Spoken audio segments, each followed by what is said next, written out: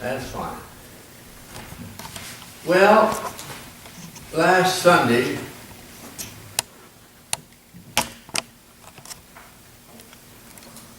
it was found that we had no minister for today, so I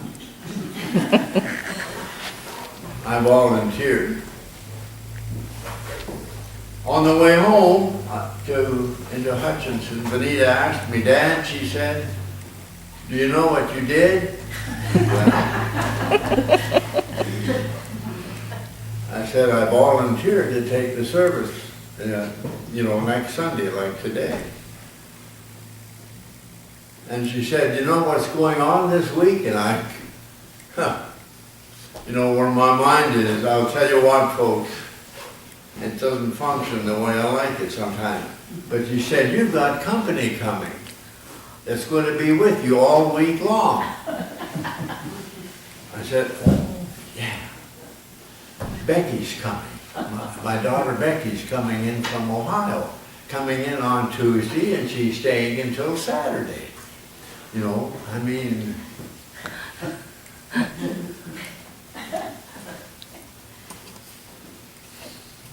So then, I almost called Vern. Almost. And Vern, really, I've got company coming this week. I spoke too soon. Is there anybody else that can take the service? But then I decided, what else can I do? So that worked out, I think, just okay. I had a lovely, lovely visit with Becky. She returned to Ohio yesterday. And that gave me a little time for this morning.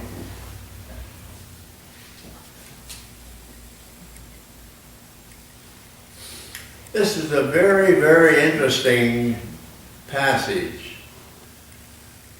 from the Gospel of Matthew, part of the 22nd chapter. It's a passage that has been of enormous significance to me over these many years, and I'll just very briefly tell you why. After the war, the Second World War, I returned to college. And in preparation for the ministry. And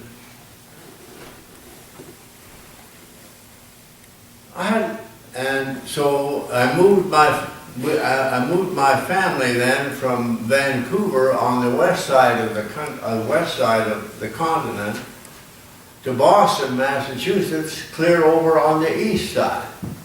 A long move is a major, major effort. And then there were periods of time when I was debating within myself whether I had made the proper choice. I was committed to the ministry, and yet I wasn't completely sure that it was something that I could successfully do. I had some doubts. It was a little bit like, you remember the prophet Isaiah? The Lord asked him to become a prophet. I think it's in the sixth chapter of the prophecy by Isaiah. The Lord asked Isaiah to become a prophet. And he said, woe is me, why me, O Lord, why me? I don't think I'm the person to speak for you. And then God returns and speaks to Isaiah, and he said, we'll make it, we'll be partners. We'll be in a partnership.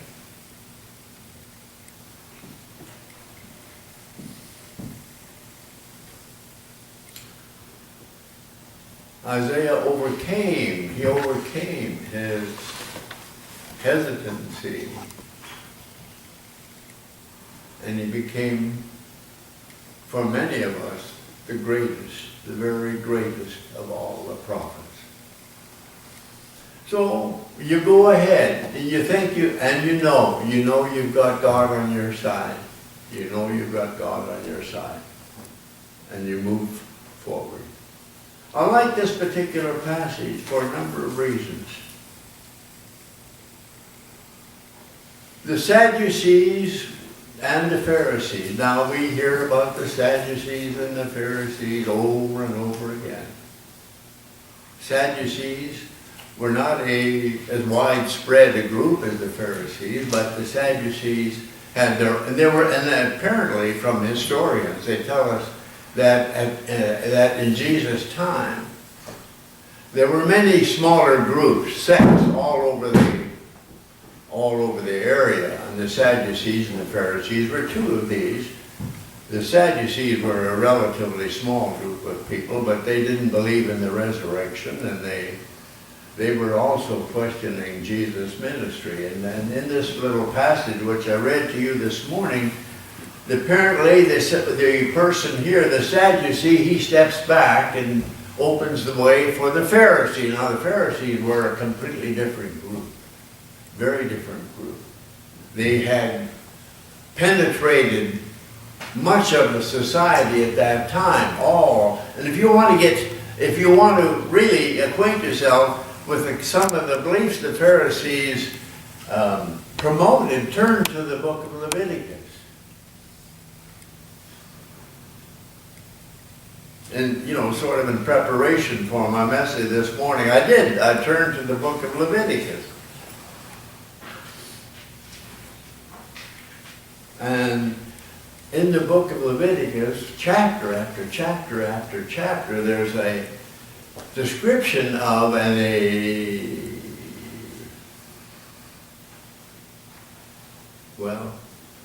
whole tightly knit order of religious worship. And their whole total life was ordered by law.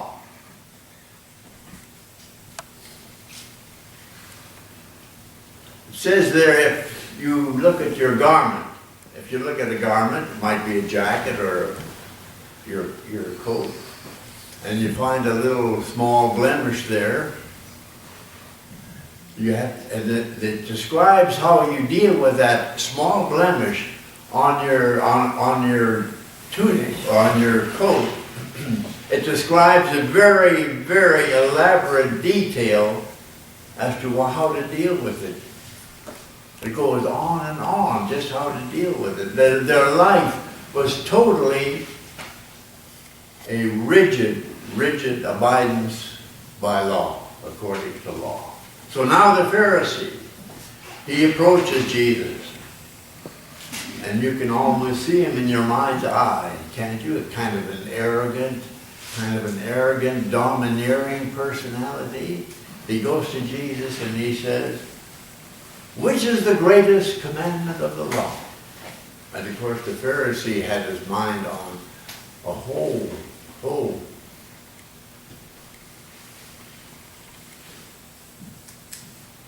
book of law. But Jesus draws it out very, very simply. This is what I like about this passage. And the Lord responds, love the Lord your God with all your heart, with all your soul, with all your mind. This is the first and greatest commandment. And the second is like it. Love your neighbor as yourself. All the law and the prophets hang on these two commandments. The wonder that I couldn't, when you think about it. Now this is the Bible here. I've never checked to know how many pages it has in it. But it's a big book. It's huge. It's full of all kinds of instruction, theological, relating to life in community, living the good life. And here the Lord finds a way, and this is the thing that absolutely blows my mind. The Lord brings the whole Bible together in 2 commandments. That we love the Lord God with our heart, our soul, our mind, and that we love our neighbor as we love ourselves. That's it, folks. That's it.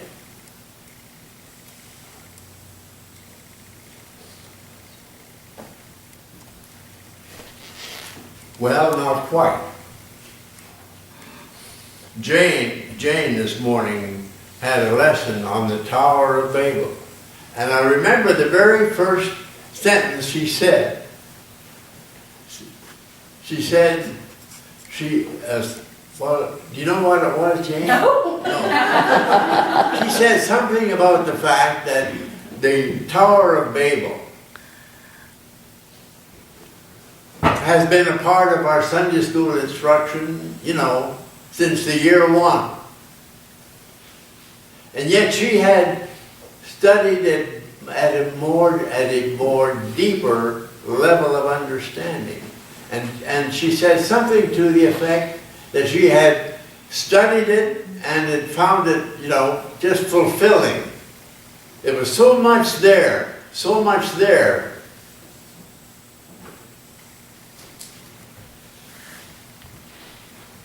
And that's the part, the Old Testament. That's the part the Old Testament plays in your life and in mine. You can read the prophets. Jesus is saying here, he's summing up everything that is said here in the Psalms and the prophets. He's summing all that up in 2 commandments. Now, he's a better thinker than I ever could be, I'll tell you that. Beautiful, just beautiful. But this doesn't mean that we desert the Old Testament. Look at any of the prophets, whether it's Isaiah, Jeremiah, Malachi, Joel, each one of those prophets in the Old Testament provides us with something of a spiritual nature to build our own soul. Each one. And Jane did it so beautifully this morning. She took us through a kind of a detailed study of the Tower of Babel. And it gives us a new appreciation of what the Lord accomplished by giving us this wonderful, wonderful book. Now then, love the Lord your God with all your heart, with all your soul, and with all your mind. You can do that in many different ways. And this is one of the wonderful things too. We all grow spiritually at our very own unique pace. We're all different, and that was also mentioned, I think Jane mentioned that this morning in her Sunday school class. We all grow spiritually according to our own pace. Now then, and this is so important because we've been so individually created with our own very special, unique needs in terms of our fullest stature.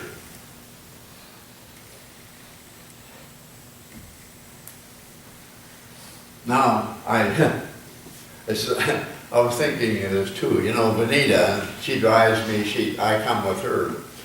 How much? Oh, I've got to quit. I'm going to start. I've just started. But, so anyway, yeah, I've got to quit. Keep this commandment in your mind, to love the Lord your God with all your heart, your soul, your mind. Love your neighbor as yourself. You can take that down to the very, very deepest level of your being. Each one of you will do this and can do this in your very own unique way. At your own pace. You can be in relationship with the Lord in your own very, very unique way. The Lord has given to each one of us a very special gift. A very, very special gift. Something of Himself. Something of God Himself is at work within each one of us. Our soul. Love the Lord your God with all your heart, with your soul, with your inner, deepest self. So enjoy the beauty of God's creation. Enjoy the beauty that you see in people around you. Well,